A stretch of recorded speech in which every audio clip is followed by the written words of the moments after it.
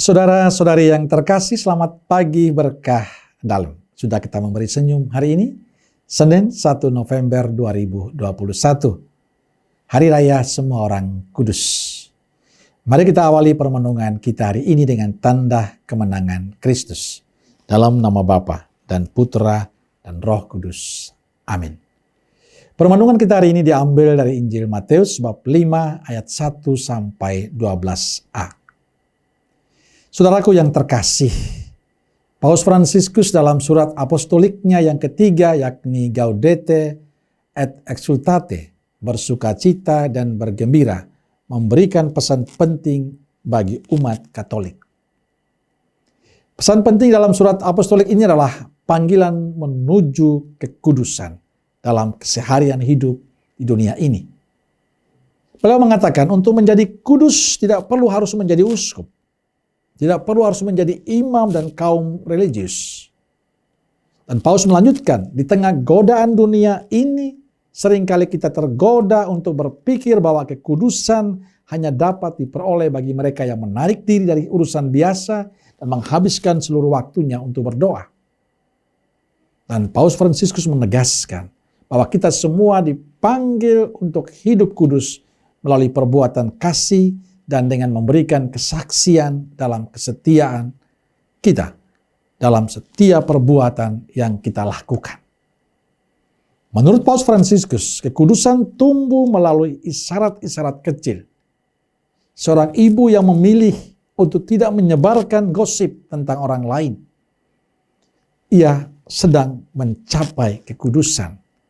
Seorang anak yang duduk dengan penuh kesabaran dan cinta untuk mendengarkan nasihat orang tuanya tentang harapan dan impian, meskipun dia lelah, ia sedang mencapai kekudusan karena mendengarkan dengan penuh kesabaran dan cinta. Saudaraku yang terkasih, mendengar apa yang dikatakan Paus Fransiskus menjadi sangat jelas bagi kita. Bahwa kita semua, Anda dan saya punya peluang yang sama untuk menjadi kudus. Jadi kekudusan tidak lagi milik kaum berjubah, tapi kita semua. Menjadi kudus itu hak kita semua. Dan kitalah yang memutuskan.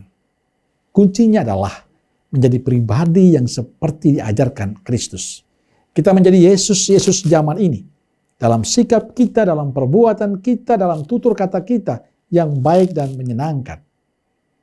Kalau kita bisa melakukan itu, sungguh merupakan sebuah cara kita untuk sampai pada kekudusan itu.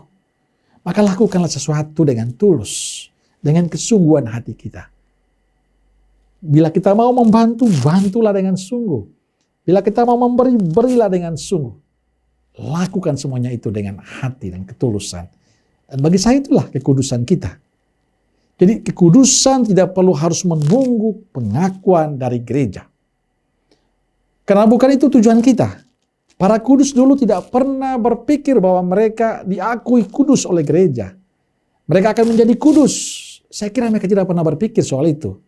Tapi yang dilakukan mereka pada saat itu adalah terus berbuat baik. Terus melakukan sesuatu dengan hati, dengan ketulusan, dengan kesungguhan hati. Dan mereka menghidupi cara hidup Yesus. Sehingga apapun yang mereka lakukan, sungguh menjadi berkat bagi banyak orang. Dan tentu sumber dari itu semua adalah kesetiaan untuk mencintai, kesetiaan untuk mendengarkan Yesus, kesetiaan untuk melakukan apa yang dikehendaki oleh Yesus. Maka sebenarnya, dikala kita selalu berbuat baik kepada semua orang, kita sudah menjadi orang kudus. Dikala kita selalu mengandalkan Yesus dalam hidup kita, sebenarnya kita sedang dalam proses untuk menjadi kudus. Dikala kita jujur dan benar dalam hidup, tidak mau berkompromi dengan kejahatan dan dosa, sebenarnya kita menjadi orang kudus. Dikala kita peduli dan peka pada sesama kita, sebenarnya kita sudah menjadi orang kudus. Dikala kita terus memperhatikan keluarga kita, berusaha membahagiakan keluarga kita, di sanalah kita sudah menjadi kudus. Dikala kita setia pada tugas-tugas kita, di sanalah kita belajar kekudusan itu. Maka saudaraku terkasih, kunci menjadi kudus adalah tergantung pada kita masing-masing. Kita punya peluang yang sama.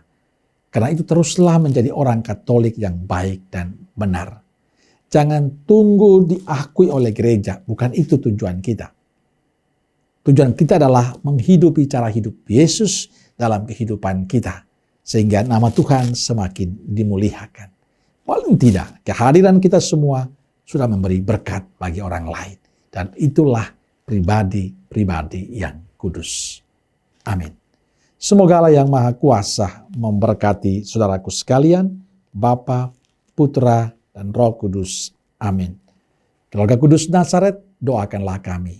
Amin. Berkah dalam.